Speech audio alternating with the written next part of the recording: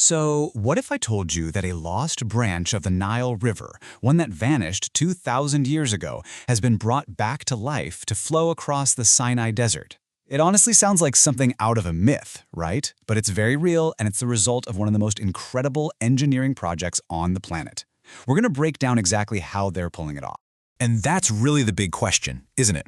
I mean, how is this even possible? You have the Nile, and way over there you have the Sinai, a massive desert. And in between them, you've got the Suez Canal, one of the busiest, most important shipping lanes in the entire world. The answer? Well, it's an amazing story that weaves together ancient history, modern technology, and just a ton of ambition. To really wrap your head around this modern marvel, we actually have to go way back in time. Because, you see, the idea of watering the Sinai, it isn't new at all. It's an ancient dream that's finally, after centuries, being reborn. For hundreds of years, there was actually a natural branch of the Nile, known as the Pelusiac Branch, that flowed east, right into the northern Sinai. It was a lifeline. But then, around the 1st century AD, it just disappeared. It silted up, nature took its course, and it vanished from the landscape. For almost 2,000 years, it was nothing more than a memory, a ghost on ancient maps. Until now. And this is such a key point. What this means is that connecting the Nile to the Sinai again is about so much more than just pipes and water. It's about restoring a piece of Egypt's ancient identity. It's like picking up a thread of history that was dropped 2 millennia ago and weaving it into the future. Okay, so how you take that ancient dream and make it a reality today? With all the modern challenges, you can't just dig a new canal. So Egypt engineered an absolute masterpiece of technology, the Bahr el-Bakr water treatment plant. All right, get ready for some numbers that are just hard to even comprehend. Every single day, this plant treats 5.6 million cubic meters of agricultural wastewater. This is water that would have otherwise just been dumped. Instead, it's recycled into clean, fresh water ready for farming. That volume is almost unimaginable. And here's the kicker. This absolutely colossal facility, which is basically a city of technology, was built in a record-shattering 26 months. That is an insane pace. It's a testament to thousands of engineers and workers going around the clock to make it happen. The scale of this thing didn't just set a new standard, it literally broke world records. The plant holds not 1, not 2, but 3 Guinness World Records, cementing its place as an absolutely world-class achievement in water tech. So, how does the water actually make this incredible journey? Well, it's like a 4-part symphony of engineering.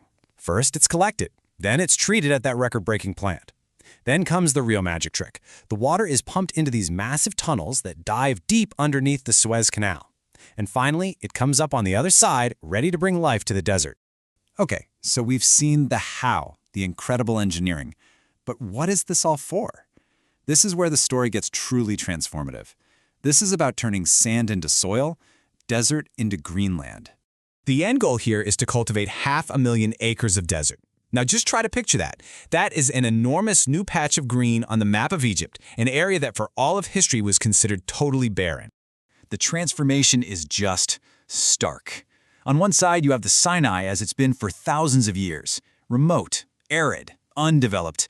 And on the other, you have the vision that's being built right now. Vast green fields, modern farms, and new towns and communities literally rising from the dust.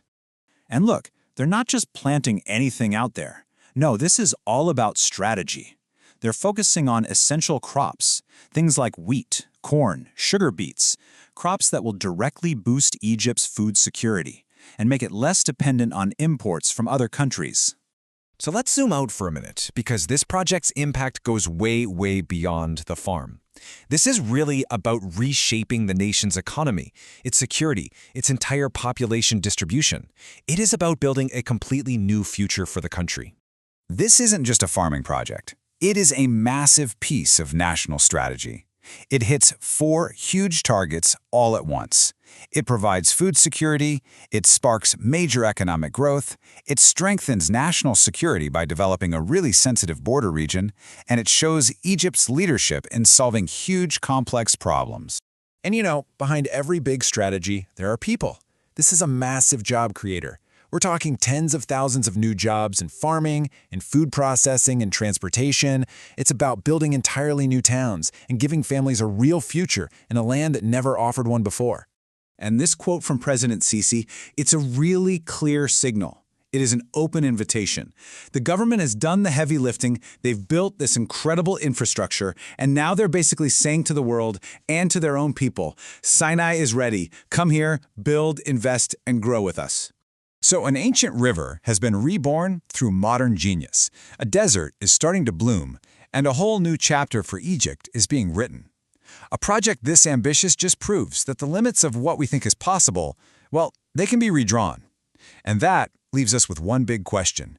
What impossible dream will they tackle next?